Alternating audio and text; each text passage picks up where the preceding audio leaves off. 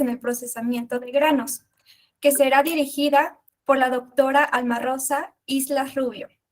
Bienvenida, doctora. Es un gusto tenerla el día de hoy con nosotros y sobre todo agradezco que pueda compartir su gran y amplio conocimiento de este tema. No, al contrario, agradecida de la oportunidad. Doctora, antes de comenzar con la ponencia, me voy a permitir leer un poco de la brillante trayectoria de usted. Bien. Pues actualmente la doctora Islas Rubio es investigadora titular de la Coordinación de Tecnología de Alimentos de Origen Vegetal del Centro de Investigación en Alimentación y Desarrollo. Estudió la licenciatura en Ingeniería Química en la Universidad de Sonora. Tiene una maestría en Ingeniería Agrícola y un doctorado en Ciencia y Tecnología de Alimentos. Fue profesora visitante en el Departamento de Ciencia e Industria de Granos en la Universidad Estatal de Kansas y igualmente fue profesora visitante en el Departamento de Ciencias de la Alimentación en la Universidad de Manitoba, Winnipeg, Canadá. Actualmente es profesora del Centro de Investigación en Alimentación y Desarrollo del CIAD. Ha participado en el establecimiento del programa doctoral de CIAD e impartido varios cursos a nivel maestría y doctorado desde 1993. Ha asesorado a 2 estudiantes de doctorado, 15 maestros en ciencias y 11 de licenciatura. Desde el 16 de marzo de 2013 al 31 de octubre del 2021, fungió como coordinadora de tecnología de alimentos de origen vegetal. El trabajo de la doctora Islas Rubio ha impactado en investigación, docencia, industria y servicios y actividades internacionales. Los trabajos de investigación de la doctora han sido publicados en journals, tales como Plant Food for Human Nutrition, Carbohydrate Polymers, Food Journal of Functional Food Materials, Food Funk y Journal of Cereal Exin, entre otros más. En áreas de investigación tenemos el procesamiento de granos, instrucción de alimentos y materiales primas, relaciones de composición de alimentos y funcionalidad, valor agregado de productos básicos agrícolas y desarrollo de productos alimenticios.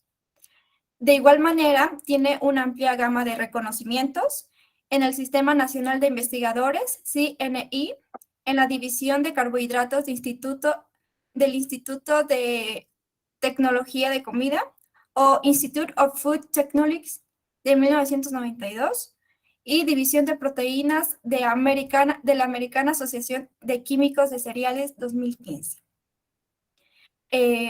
Doctora, reitero mi agradecimiento y antes de empezar con la ponencia, les recuerdo que deben de mantener su cámara y micrófonos apagados. Si en caso que tengan alguna pregunta o duda, la pueden generar mediante el chat y al final será respondida por la ponente. Gracias y le cedo la palabra, doctora. Bueno, pues muchas gracias por esta oportunidad de pues interactuar con todos ustedes y pues voy sin más preámbulo a tratarles de darle como una panorama de lo que viene siendo esas tendencias en el procesamiento de granos, ¿no? De manera muy general, empezaremos con decir que pues sabemos que la industria alimentaria obedece o atiende a las demandas de los consumidores y estos consumidores pues van a ser, tienen distintas preocupaciones, demandan alimentos, algunos atendiendo preocupaciones ambientales, otras le interesa mucho la cuestión de salud y también por cuestiones éticas. Son distintas las preocupaciones que tienen. En sí se va a satisfacer esa necesidad, pero ya sabemos que hay mucho alrededor de esto y vamos a tratar de darle ese enfoque en cuanto a lo de que la industria, quien produce esos alimentos, que trate de atender esas necesidades y preocupaciones de los consumidores. Tenemos en los últimos años que se preocupan mucho por lo que se llaman alimentos saludables. Estos alimentos, pues se trata de que sean alimentos lo más natural posible, que estén mínimamente procesados y pues tratar de evitar aquellos alimentos ultraprocesados. Eso es lo que se recomienda para esta alimentación saludable. También tenemos que en los últimos años se ha hablado mucho de lo que es la sostenibilidad, que nos referimos a ese equilibrio entre el crecimiento económico, el cuidado del medio ambiente y el bienestar de la sociedad. Esos dos, digamos, términos, pues llevan un compromiso enorme de todos, no solo los que producen los alimentos, sino también nosotros como consumidores de tratar de, pues, aportar en en esos dos términos que aquí le estoy destacando, ¿no?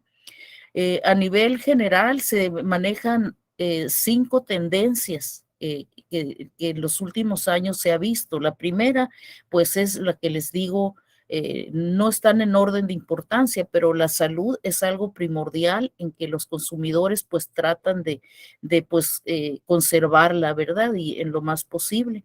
También está la tendencia de la conveniencia, sobre todo por las pues amas de casas que trabajamos y que también tratamos de pues llevar el alimento a nuestra casa.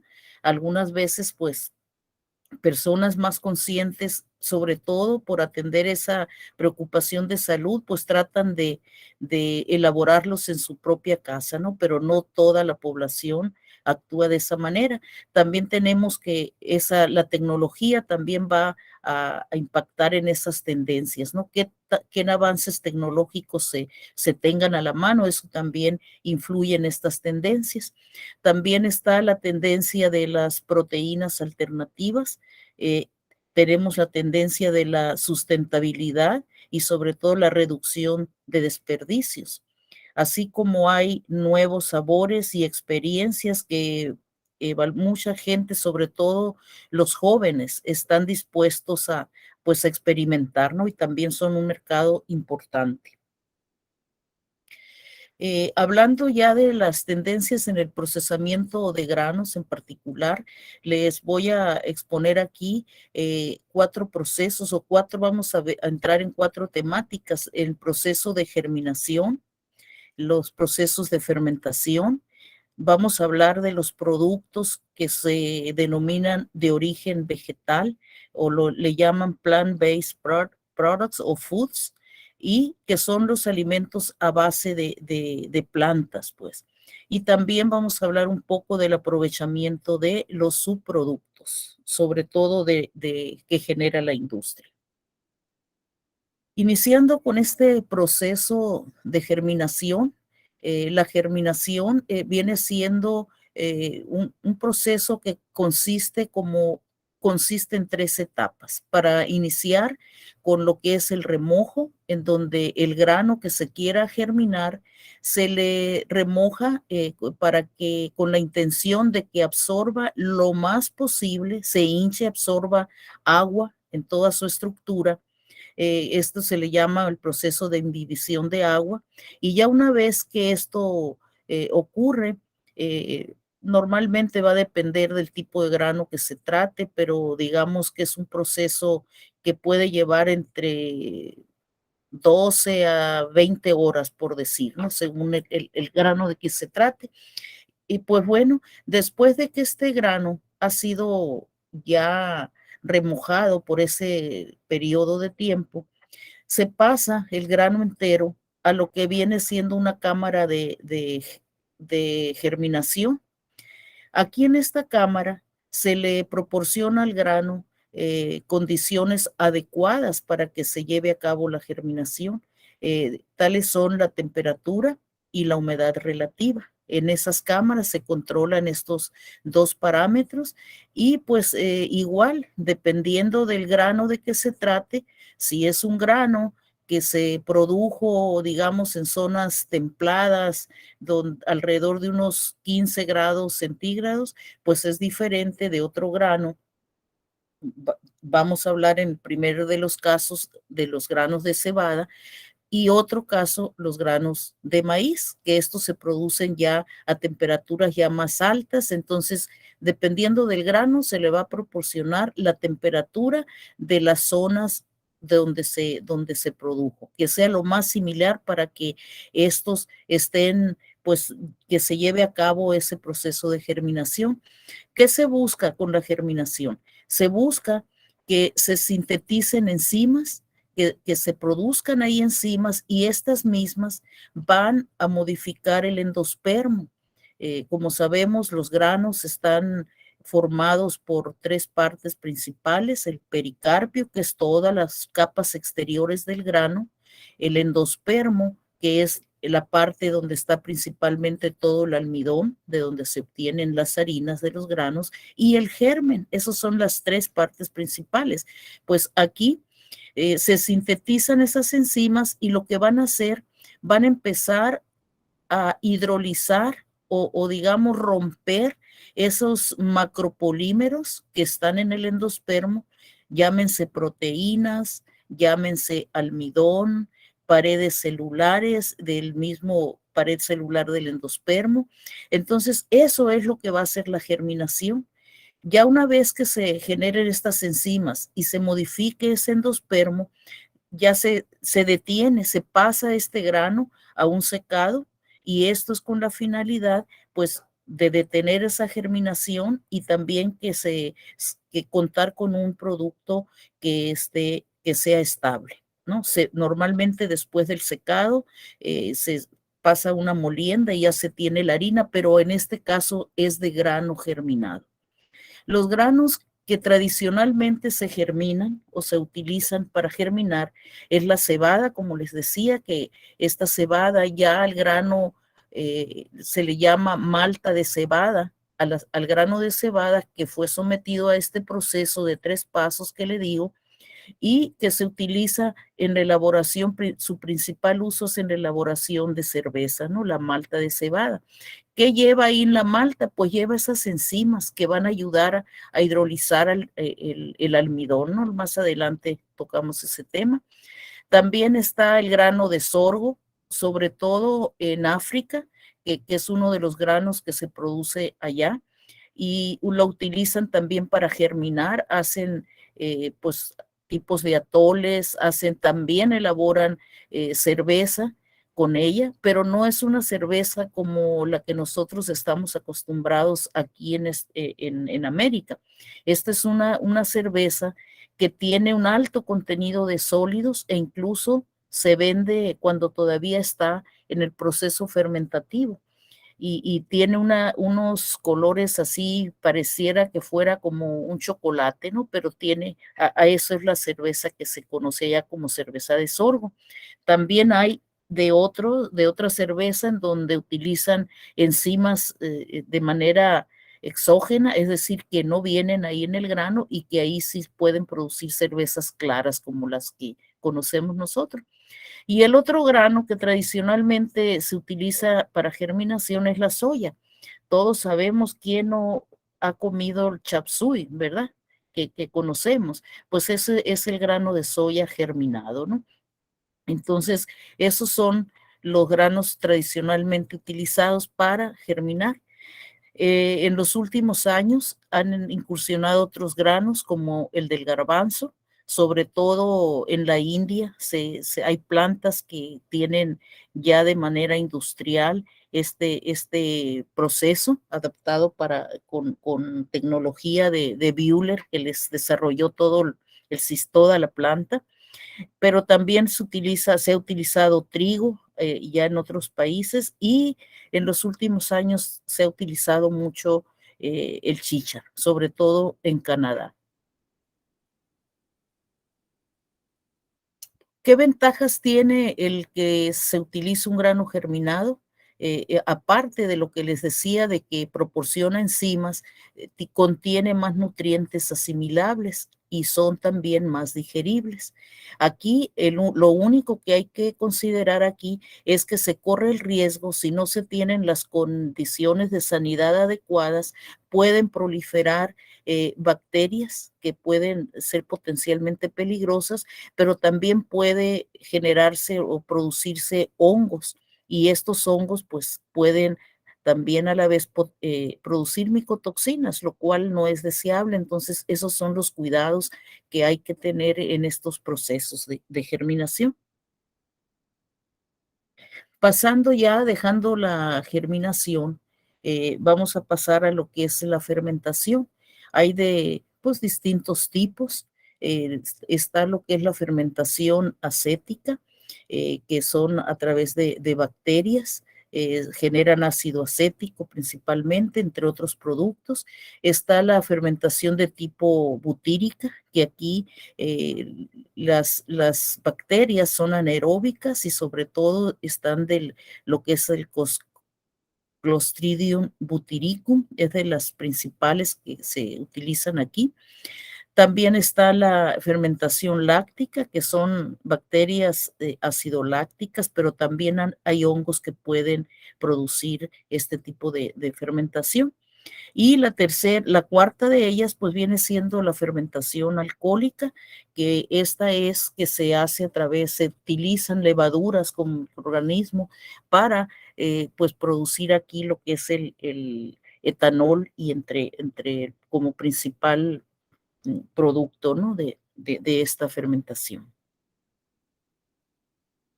Aquí en la parte de abajo en el recuadro les especifico lo que es esa fermentación alcohólica, en donde se generan azúcares en el proceso de elaboración de bebidas alcohólicas como la cerveza, pues todo lo que es la cebada, ya sea la malta o como grano, o también material que se utiliza como fuente de almidones para que se produzcan azúcares fermentables. Aquí puede ser grano quebrado de maíz, puede ser grano quebrado de arroz. La cuestión es que aquellos materiales almidonosos que en donde puedan las enzimas que tiene la malta de cebada, hidrolizarlas para generar azúcares fermentables. Ya una vez los azúcares fermentables que puede la levadura pues trabajarlos o metabolizarlos, vienen siendo los azúcares más simples, o sea, lo que es la glucosa, también la maltosa, que viene siendo una molécula formada por dos glucosas unidas en enlace alfa 1,4, y como también puede fermentar, aunque no tan a una velocidad deseable, lo que son 3 moléculas de glucosa. De ahí en fuera no puede la levadura metabolizar los demás, así que parte de este proceso de elaboración de cerveza estriba en que se puedan las enzimas hidrolizar para llevar a tener lo más de azúcares fermentables, que son estos 3 tipos de azúcares, ¿no? El simple, el monosacárido glucosa, el disacárido maltosa y del tetraosa, que viene siendo el de 3, ¿no? Entonces, esos azúcares que ya están, que son azúcares así de simples, ya la levadura los transforma. Estos son en un proceso anaeróbico, o sea, sin oxígeno, y se va a producir, la levadura va a estar reproduciéndose ella misma, creciendo en el número que se tengan, y va a producir el dióxido de carbono y el etanol, el alcohol, ¿no? De ahí es lo que va a hacer la levadura.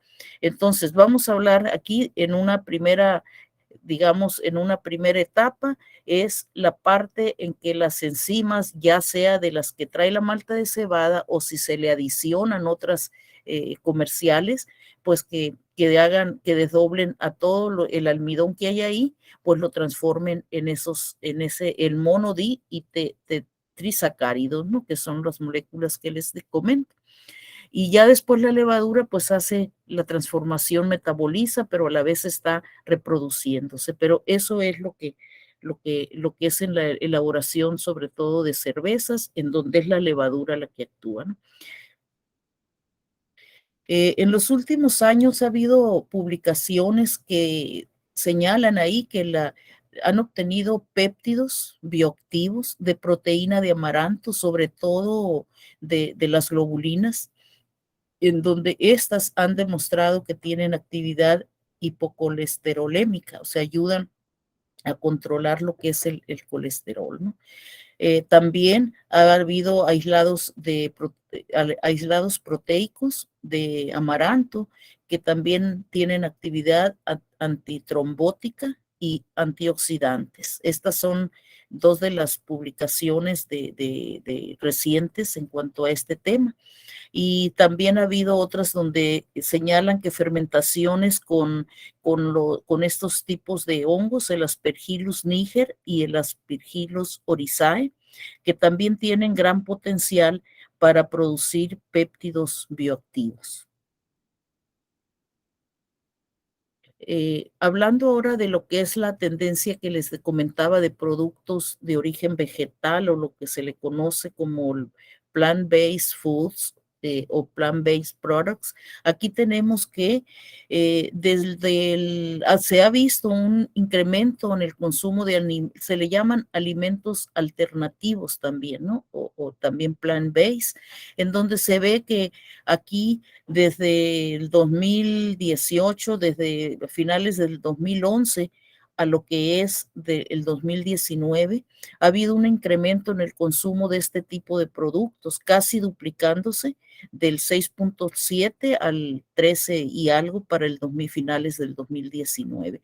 Entonces, este incremento pues ha sido importante y se avisora que va a ir en aumento también, ¿no? De los próximos años.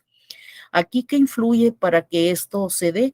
Pues entre otras cosas, están determinantes socioeconómicas, sobre todo lo que les decía, que hay lo que es la gente joven, los millennials, que influyen en este tipo de consumo, están más abiertos a adoptar estas tendencias.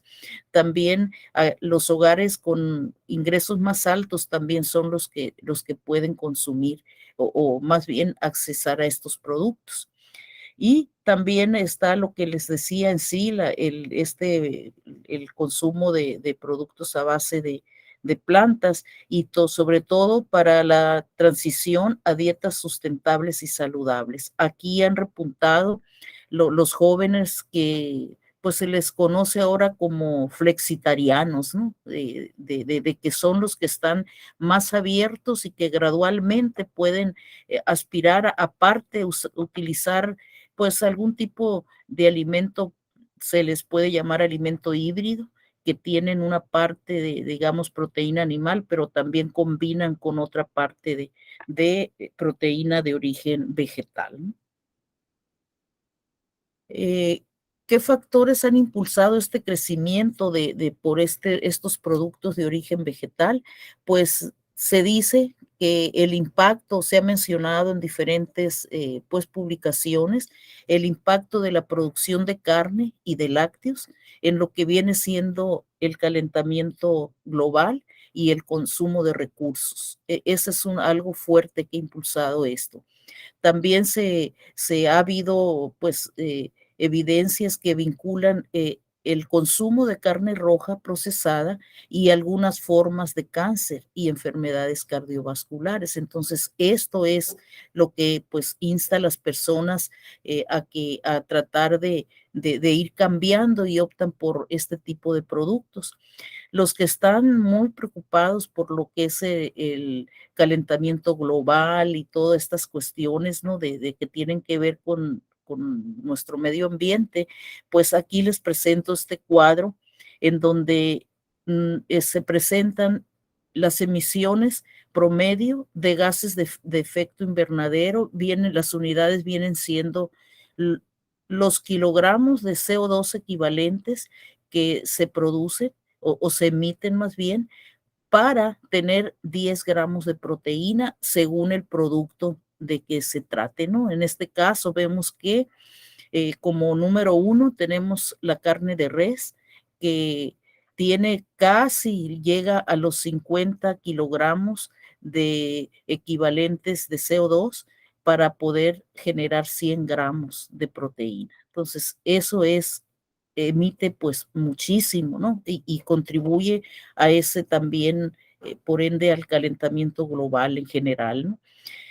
Distintos productos, vemos que hay diversos de contribuciones a estas emisiones, pero aquí les quiero yo destacar los granos que tienen 2.7. O sea, como ven, ese 2.7 contra el 49.89, pues es una diferencia enorme. Entonces, si podemos aceptar esas combinaciones o esos alimentos híbridos, entonces vamos a abonarle a esa reducción en las emisiones promedio. Nada más por eso les pongo este cuadrito, ¿no? Para crear conciencia en eso. En esta gráfica se presentan los lanzamientos mundiales de nuevos productos que incluyen legumbres o leguminosas. Ahí vemos cómo es que el número de los lanzamientos mundiales que incluyen legumbres, hablando de legumbres en la parte inferior de esa gráfica, tenemos que son frijoles, chícharos en verde, lentejas en naranja y garbanzos en el color cremita. Como ven ahí, por ejemplo, en el que están si nos vamos a analizar los datos del 2014 al 2020, los frijoles, el lanzamiento se ha permanecido casi igual, no ha habido un incremento grande en cuanto a aquellos productos, nuevos productos que incluyen frijol en su formulación. Lo que sí se ve es que el chícharo o los chícharos más bien han tenido un incremento sostenible si nos vamos desde el 2014 al 2020, cómo han ido incrementando. Los garbanzos también, aunque más marginalmente, y las lentejas pues también han ido en aumento. Con esto, ¿qué quiero decir?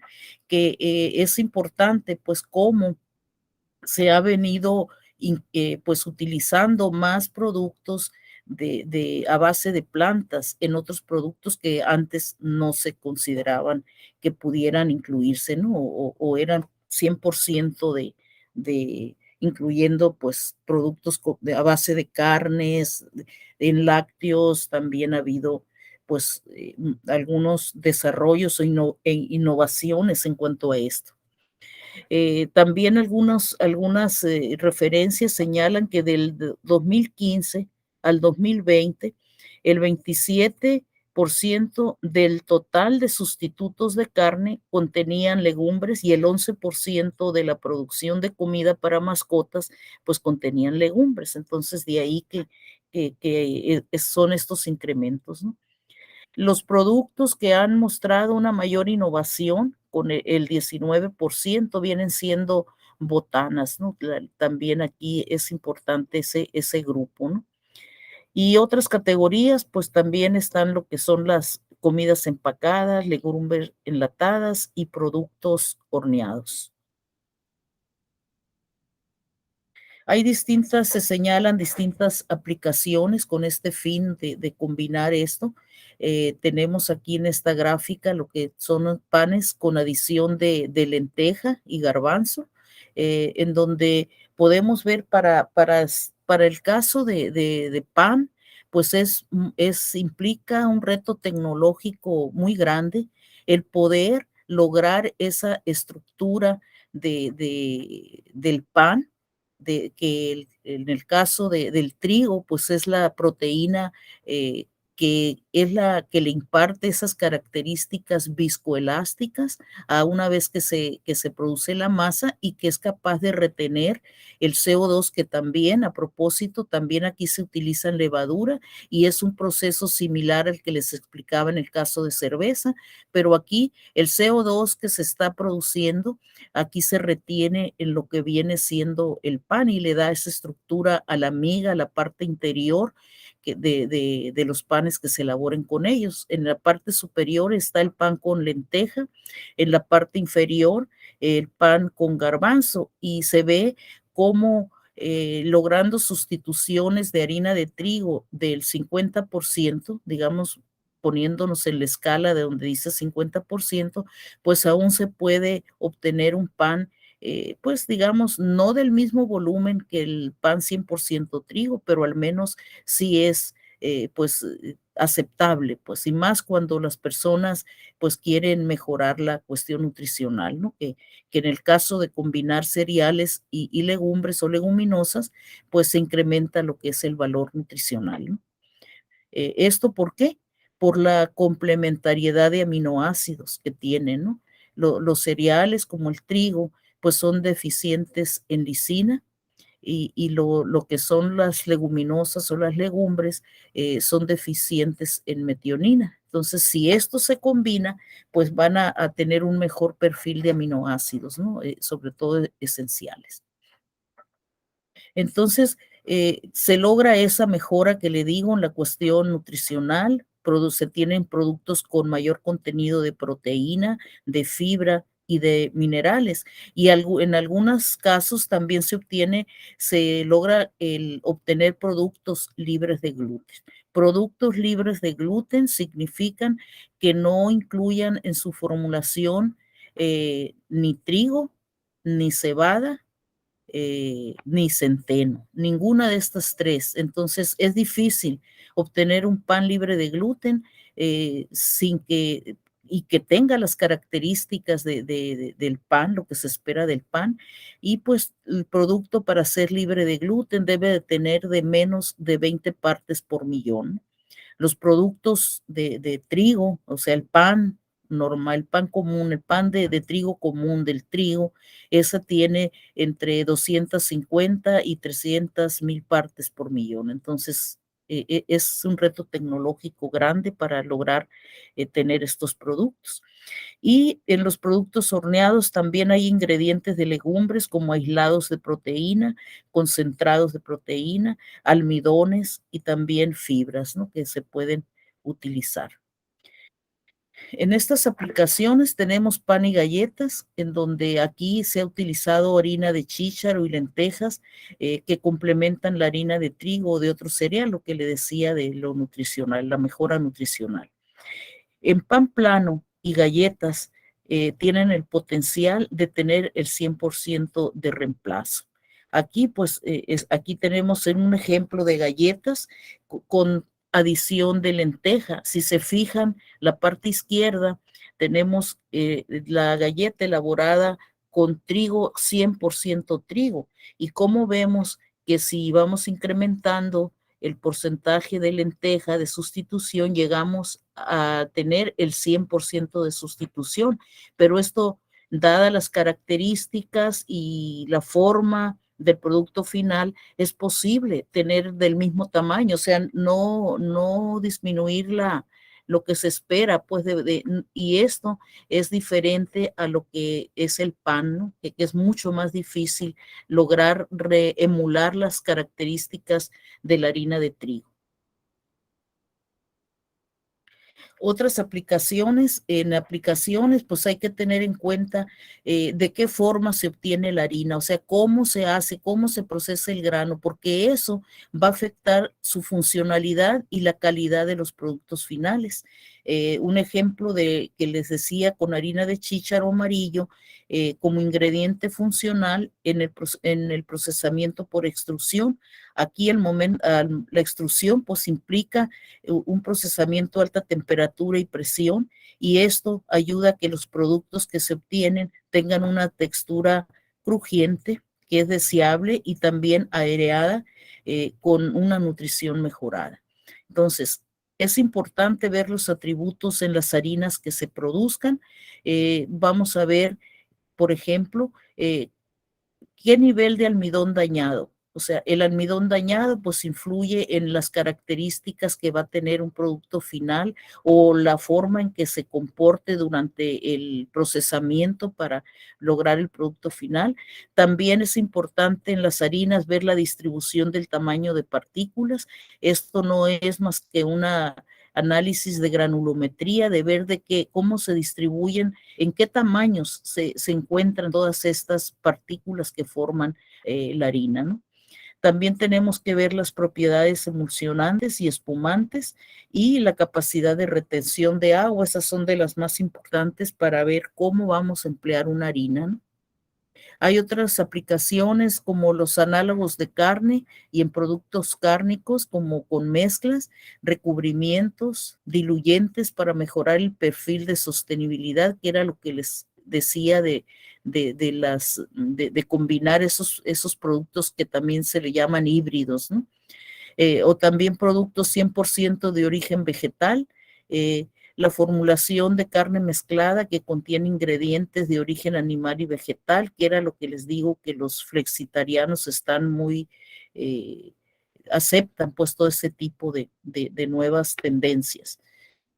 Hay hamburguesa mixta que se ha elaborado con 67% de carne de res y 33% de lentejas canadiense. Canadá es del país que produce muchos legumbres, sobre todo chícharo, está muy pesado, ¿no? Como número uno, y también en lentejas, pero con menos grado, ¿no? de producción, de menos volúmenes menores, ¿no? Pues aquí con esa hamburguesa se logra un mejor perfil nutricional y huella ambiental, por lo que les decía, ¿no? Que menos, abona menos a lo que es el calentamiento global. Y esto comparado con la hamburguesa del 100% carne de res, y pues tienen un menor costo. Hay otra tecnología que se le llama de micronización, que se ha utilizado también para las legumbres. Este es un tratamiento de calor seco, en donde se han logrado pues algunas ventajas, por ejemplo, en hamburguesas que se les ha adicionado lentejas tratadas con esta tecnología, ha retrasado la oxidación, ha prolongado el enrojecimiento o el color rojo de la hamburguesa durante el almacenamiento refrigerado y congelado. Esto es de la hamburguesa antes de cocinarse, ¿no? O sea, cruda. También ha habido reducción de sabores desagradables. En lentejas y garbanzos que se han utilizado esta tecnología a 130 y a 150 grados centígrados. Esto para obtención de harina. Se ha visto que esta tecnología de micronización desactivó enzimas responsables de la oxidación, que como son la lipoxigenasa, peroxidasa y la glutatión reductasa. De esa manera, pues es que esos sabores, olores desagradables, pues no se han reducido. El aprovechamiento de subproductos o residuos agroindustriales, sabemos que se generan 1.000 millones de toneladas de desperdicios, y aquí tenemos que, pues, hay diferencia entre los países desarrollados y no desarrollados o en vías de crecimiento, pero pues son cantidades muy altas que se generan. En general, el 30% de los alimentos que se cultivan en el mundo se desperdician, esto de manera global en el mundo, un 30%. Imagínense cuántas calorías pueden obtener aquí, sobre todo países en donde pues tienen problemas en cuanto a pobreza extrema, pues entonces sí es algo preocupante esto.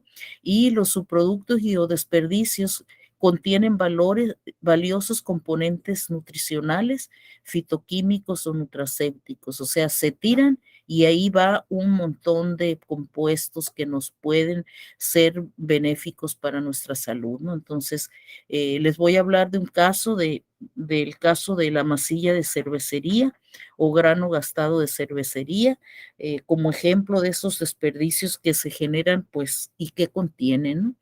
La masilla, también conocido como les dije, grano gastado de cervecería, representa el 85% de los subproductos que genera la industria cervecera. A nivel mundial tenemos que se producen 39 millones de toneladas en el año. En México se generan más de 2 millones de toneladas. O sea, imagínense esos volúmenes.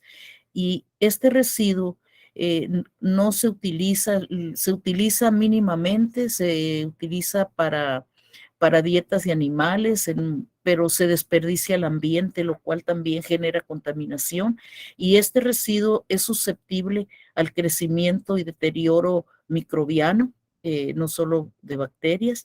¿Y por qué? Esto es por el alto contenido de humedad y sobre todo por la composición rica en nutrientes. Esta masilla de cervecería, pues tiene ya seca, tiene entre hemicelulosa, celulosa y lignina, la gran parte es un material, como bien se le conoce, lignocelulósico. También tiene proteína un 22%, entonces ahí van esa cantidad de nutrientes que tiene, y sobre todo uno de interés muy importante en los últimos años vienen siendo los arabinogilanos. Los arabinogilanos vienen formando parte de la hemicelulosa. Aquí en este recuadro de la izquierda tenemos, esa es la representación de lo que viene siendo esta estructura, de lo que es la masilla, ¿no? ¿Qué tipo de moléculas tiene? Tiene celulosa, lignina, hemicelulosa, y se describen, pero están entrelazadas, están bien compenetradas y es difícil obtenerlas, aparte de que nosotros pues no tenemos enzimas como los animales que pueden pues degradarlas, nosotros no. Así que ahí en esa cantidad en la hemicelulosa, pues está formada principalmente por arabinogilanos, en donde en la izquierda, en la parte superior, es una representación gráfica de los arabinogilanos, que viene siendo esas estrellitas de color naranja, están representando a las moléculas de gilosa, que es una pentosa, un azúcar, en donde tiene sustituciones que vienen siendo ese pentágono de color, la mitad azul, la mitad blanca, que representa a la arabinosa. Entonces tiene sustituciones de manera aleatoria en la gilosa, pero a la vez esa arabinosa contiene ácido ferúlico. Entonces esos ácidos ferúlicos vienen a a entrelazarse con los arabinogilanos y formar los arabinogilanos ferulados, que tienen ácido ferúlico. Es importante mencionarles que el ácido ferúlico es uno de los antioxidantes más potentes que se tienen en lo que son los granos de cereales, ¿no? ¿Por qué son importantes los arabinogilanos? Pues porque tienen propiedades emulsionantes, como agentes formadores de película, agentes gelificantes, y de lo más interesante desde el punto de vista fisiológico para los humanos es que también son antioxidantes y tienen, sobre todo, se les cataloga como prebiótico. Ayudan, nosotros no los procesamos, no lo digerimos, pero sí nuestra microbiota o microorganismos que tenemos en el intestino, en el intestino grueso, empiezan a degradar esto y producir ácidos de cadena corta, lo cual ya está comprobado que son benéficos pues a esa microbiota para tener un balance adecuado. En el caso de la masilla de cervecería, nosotros hemos procesado esa masilla por medio de extrusión con estas condiciones que aquí se mencionan, y lo hemos usado así, la masilla extruida, pero también la sin extruir, pero que nada más ha sido molida.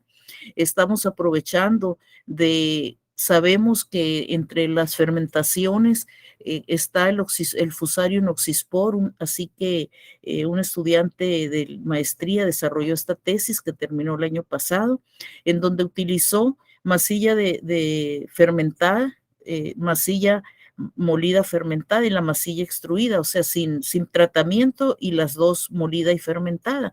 Y de aquí, ¿qué hizo? El hongo Fusarium oxysporum, pues genera también genera enzimas que van a hidrolizar, sobre todo gilanasas, que son las que van a romper esas cadenitas que les puse ahí, que venían siendo como estrellitas de color naranja, va a estar rompiendo y haciendo, digamos, pedazos más chicos, pero también aparte de gilanasas, se generan otras enzimas como feruloilesterasa, que son las que liberan ácido ferúlico de esa parte donde les decía que están como arabinogilanos ferulados. Entonces, este hongo de Fusarium oxysporum lo obtuvo una compañera de aquí del CIAD a partir de muestras de tomate contaminado se aisló, se purificó y se utilizó para incubarlo primero y generar las esporas con las que íbamos a usarla para fermentar estos productos. A lo que se llegó aquí fue que, por ejemplo, en esta tabla, como les digo, el ácido ferúlico estaba también entrelazado ahí, pero estas enzimas que el hongo producía liberaron ácido ferúlico. Aquí en este recuadro que viene así con líneas discontinuas, vemos cómo lo que es los productos a las 0 horas, o sea, molidos sin tratamiento y extruido, que MCE es la masilla de cervecería extruida, como a las 48 horas se logró liberar el mayor contenido de ácido, la mayor cantidad de ácido ferúlico en la masilla extruida, que fue un total de 1.44 miligramos por gramo. Eso fue lo que se liberó. Eso es importante por lo que les comentaba de que es un antioxidante muy potente, ¿no? Lo demás, pues fueron distintas cantidades mucho más pequeñas. Por otra parte, este mismo experimento se cuantificó el rendimiento de arabinogilanos solubles y aquí se presentan igual en los 3 tipos de masilla, la sin tratamiento, que es la naranja, la molida, que es color como amarillito, y la extruida, que viene siendo el azul. Aquí también coincide en que la mayor cantidad de arabinogilanos se consiguió, que fue alrededor de 9.6%, se consiguió a las 48 horas con la masilla que fue extruida. Esa es lo que, en el caso de la masilla molida, esta fue a las 96 horas con un 6.24%, y la otra sin tratamiento pues fue muy marginal, no hubo gran diferencias entre el 4 y 96 horas, entre 24 y 96 horas, fue el mismo, alrededor del mismo 2.9%. Eso es lo que se obtuvo en esta cuestión. Aquí a manera de comparación les presento los arabinogilanos que han reportado, o sea, el rendimiento de arabinogilanos que han reportado diversos estudios, y hemos estado comparando con el trabajo que les digo que realizó el estudiante de maestría.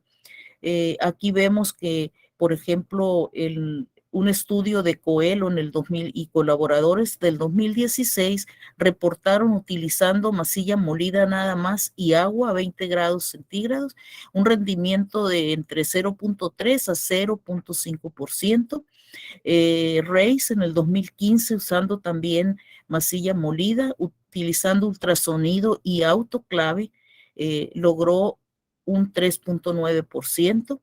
Severini y colaboradores desde 2015, utilizando moliendo la masilla, pero utilizando enzimas comerciales con gilanasas que pues cuestan mucho, ¿no? Estos kits o paquetes de enzimas, utilizando gilanasa comercial, Severini y colaborador obtuvieron 10.3%. Nuestro trabajo que les comento, usando la extrusión y la fermentación con ese hongo de Fusarium oxysporum obtenido de muestras de tomate, obtuvimos un rendimiento cercano, 9.6, ¿no? Que es un poco cercano al de Severini y colaboradores. Y hay otros trabajos de 2015, 2016, que sí anda alrededor de casi el 21%, pero aquí utilizan pues solventes que pues dañan también al medio ambiente y que también representarían un riesgo para la salud humana en caso de querer utilizar arabinogilanos aquí para consumo humano, ¿no? Que viene siendo el hidróxido de potasio, en el caso de Race, con 2 molar, y en el caso de Coelho, 4 molar. Entonces, esas son las comparaciones que hacemos. Aquí más que una conclusión, yo creo que viene siendo como una reflexión de todo esto que les comento, ¿no? Más que conclusión. ¿Qué es lo que vemos? pues que es necesario adoptar medidas a escala mundial y local para aprovechar al máximo los alimentos que producimos. Por ello, es fundamental incorporar tecnologías, soluciones innovadoras, nuevas formas de trabajar y buenas prácticas para gestionar la calidad de los alimentos y reducir las pérdidas y el desperdicio de alimentos. En esto, pues también la FAO ya ha externado en ese sentido, ¿no?, opiniones.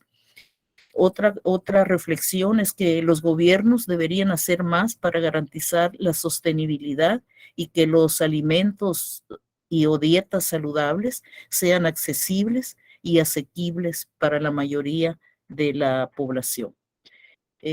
Pues yo creo que con esto termino. Había preparado más por si es que nos tardábamos poco, pero yo creo que aquí la dejamos para hacer preguntas, lo que gusten, ¿no? Sí, muchas gracias, doctora. Creo que todo lo que nos ha mencionado nos ha asombrado. No sé si la audiencia tenga que decir o tenga alguna pregunta o duda.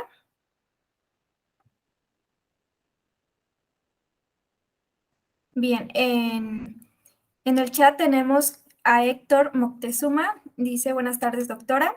¿Cómo podríamos incentivar a la industria a implementar estas tecnologías? Bueno, ahí pues es difícil, ¿no? Desde nuestra trinchera hacerlo. Yo creo que aquí tiene que ser acuerdos que haga no solo la industria, el gobierno y también nosotros como consumidores presionar para que esto se logre, ¿no? Sabemos que aquí en nuestro país, desafortunadamente, no hay mucha cultura de parte de la industria de invertir, salvo algunos casos, ¿no? Muy contados, en que sí le invierten y pagan por alguna investigación para ellos, pues tener una aplicación, una mejora en sus procesos productivos. Esto, pues, en Estados Unidos yo creo que mucha de la investigación la pagan las propias industrias y aquí no tenemos esa cultura. Entonces, yo pensaría que sería, pues, entre parte el gobierno y también los empresarios, ¿no? Y pues nosotros como consumidores. Bien, yo sí tengo una pregunta, doctora, o más bien una duda. ¿Cuál ha sido el grano que más se ha utilizado o que ha sido de mayor escala bueno, que se ha utilizado para la producción de productos, de estos productos, ¿no? De 100% vegetales o los productos que usted mencionó como híbridos? Pues ahí destacan más lo que son las legumbres. A nivel de escala mundial son los que más se han utilizado, aunque te digo, aquí a los jóvenes que están en formación, la palabra innovación, yo creo que es algo que hay que ponerle atención porque son ellos los que pueden producir estos productos, válgame la redundancia, elaborar pues estos productos pero tendientes a esto, pues a disminuir ese impacto en el medio ambiente. Son diversos, de manera general te diría que son esos, sobre todo el chícharo y lentejas, pero también hay nuevos desarrollos, o sea, por decir, acabo de leer ahora esta semana que la compañía de chocolates, los Hershey, los mentados Kisses, pues hay gente que no es tolerante a la lactosa, entonces ahí se utilizaban sólidos de leche, o sea, leche normal, natural, pues leche, y pues resulta que ahora por completo sustituyeron esos sólidos de leche por grano tostado, ya tienen una patente, obvio que no dicen en qué condiciones, pero parte de esos granos es la avena y que emula las características de los sólidos de leche en el proceso de la elaboración de estos chocolates. Entonces, es impensable lo que se puede hacer, ¿no? Por eso les decía, la forma en que se procesen los granos, sea de leguminosa, sea de cereal, va a impactar en la funcionalidad de las harinas, ¿no? Y por ende, la calidad de los productos finales, ¿no? Entonces son varias cuestiones que están por ahí. No sé si a lo mejor me salgo un poquito de lo que preguntas, pero te puedo, atendiendo el aspecto salud, mm, te puedo comentar de un trabajo que se hizo. Ya les decía, es difícil emular las características, por ejemplo, de un pan, como lo conocemos, ¿verdad? Entonces, aquí una de mis estudiantes de doctorado desarrolló, o sea, había pan, pero pues dices pan de maíz, pan de arroz, pero no sabe a lo que es el pan que conocemos como tal, de trigo. Entonces, este estudiante en su tesis lo que hizo fue a partir de harina de trigo, utilizar enzimas que se utilizaban en la elaboración de cerveza para eliminar lo que son el enturbiamiento de la cerveza, cuando ya estuviera embotellada, que no se vieran floculando esas partes de proteína.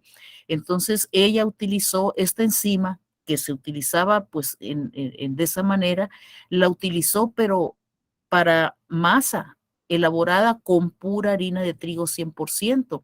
Y las proteasas que tenía digamos, esta enzima, que es una endoproteasa, pues rompió la proteína, los enlaces de la proteína, sobre todo esa que causa digamos, la reacción a la gente que es intolerante al gluten, o la gente celíaca que no tolera tanto.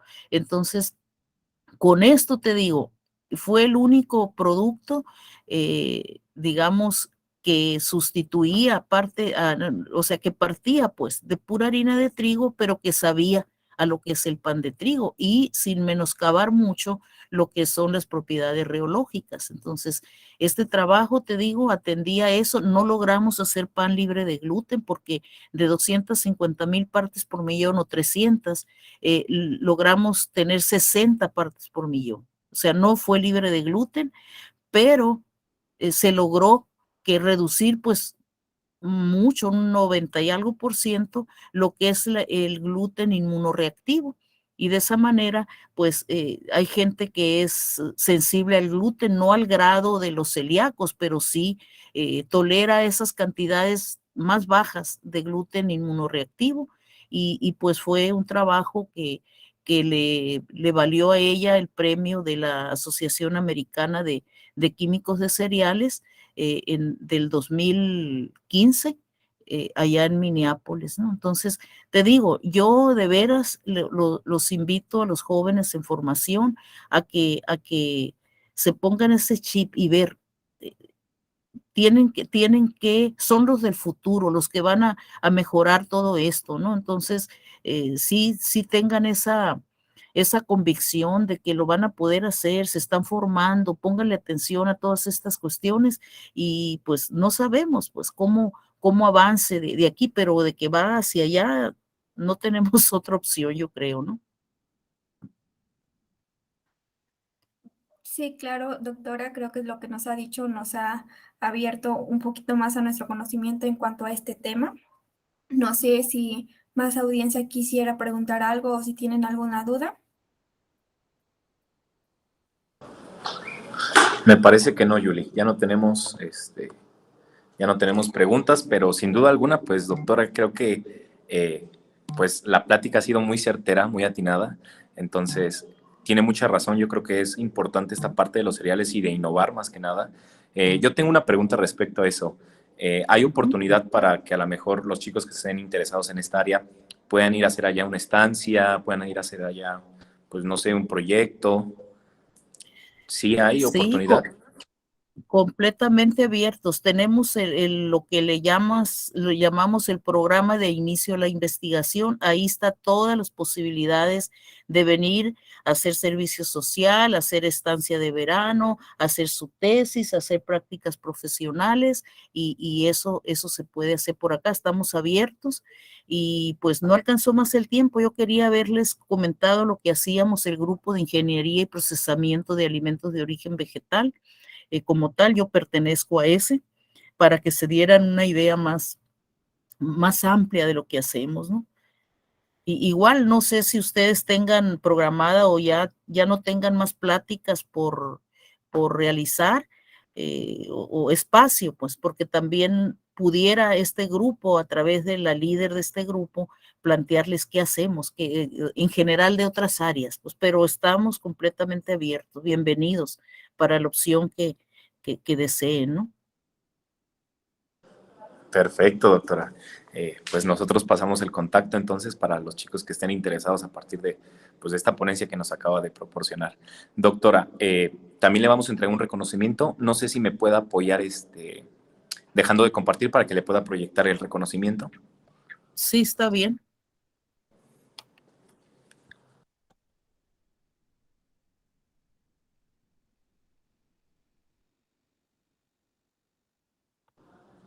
Ya lo estoy compartiendo, pues el reconocimiento es a nombre de la Sociedad Estudiantil de Ingenieros en Alimentos.